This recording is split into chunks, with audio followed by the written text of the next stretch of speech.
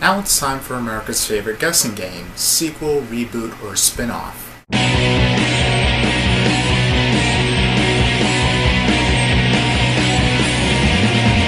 In the case of the Bourne Legacy, I'm going to go with spin-off. This movie stars Jeremy Renner as a Jason Bourne-like agent named Aaron Cross. He's going through the same program like Bourne did.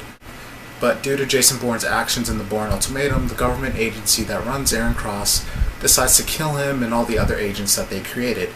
Except Aaron Cross survives and he decides to fight back. Now, that's what the trailer tells us. Sounds good, doesn't it? This is how it actually plays out. Aaron Cross is in the mountains trying to reach a contact.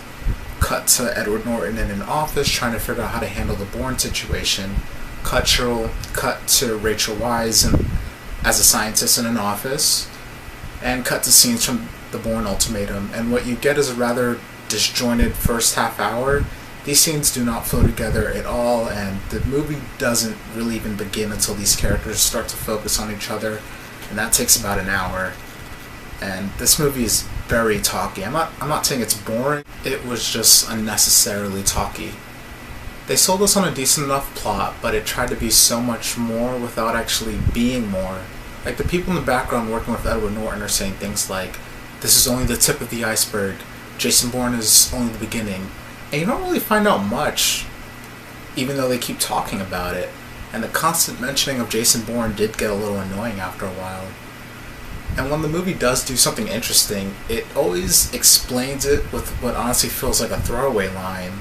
Like, there's this really uncomfortable scene that takes place in a lab that's going to remind people of recent events, and it's really drawn out. And I'm sitting here in the I'm sitting there in the theater thinking, okay, that was messed up. I can't wait to hear the explanation for that. And they explain it with a throwaway line, and it's never mentioned again. And when Aaron Cross finally meets up with the scientist, the movie really gets started. And at the same time, I was thinking, how do you even find her? And they put in another throwaway line, and it's never brought up again. And it really does become a chase flick for the rest of the movie, and it keeps alluding to there's so much more to the plot.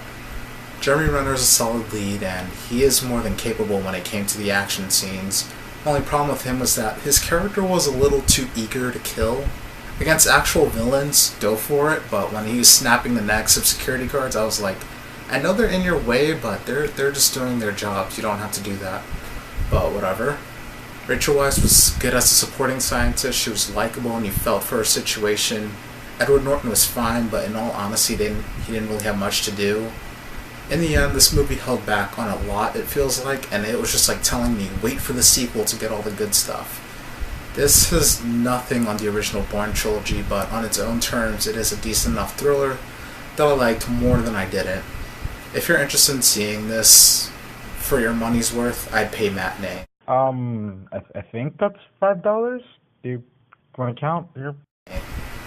And if you like this review and you want to see more, please subscribe. I'd really appreciate it.